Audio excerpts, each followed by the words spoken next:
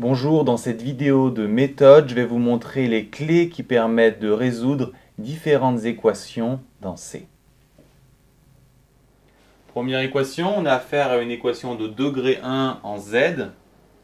On la traite comme une équation de degré 1 en X, c'est-à-dire qu'on isole le Z et normalement tout va bien se passer. Donc on met les Z d'un côté, les nombres de l'autre, on obtient moins Z, moins 8, moins 3i, et il ne reste plus qu'à changer le signe. Les choses se compliquent un peu quand le Z a pour facteur un imaginaire pur. Dans ce cas-là, on va appliquer les mêmes principes. Donc on va mettre tous les Z d'un côté, ici à droite. À gauche, les nombres sans l'inconnu. Ensuite, on obtient une division. Il faut appliquer la multiplication par le conjugué. Donc conjugué de 3 moins i, c'est 3 plus i. En bas, carré, carré, donc ça fait 9 plus 1, 10. Et en haut, vous faites la multiplication de façon organisée. Partie réelle, partie imaginaire, n'oubliez pas, i carré amène un moins. Ensuite, vous simplifiez. Et vous pouvez encore simplifier en divisant par 5, d'où le résultat de l'équation. Dans cette troisième équation, vous aurez noté qu'il y a z et son conjugué. Dans ce type de cas, il faut écrire z sous forme algébrique et on va chercher à déterminer x et y. Donc, en remplaçant z de la façon suivante, notez que z bar vaut x moins y.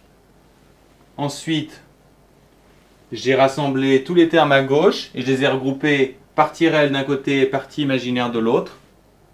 Vous pouvez évidemment obtenir ce résultat en plusieurs étapes. Je simplifie.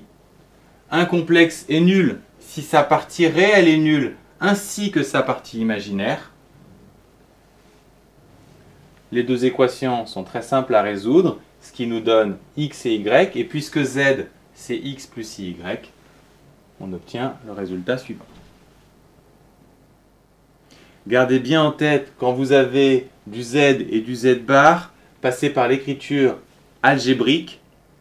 Enfin, quand vous avez du z et du iz, c'est souvent là que vous bloquez. Il faut penser à factoriser par z, comme je l'ai fait ici.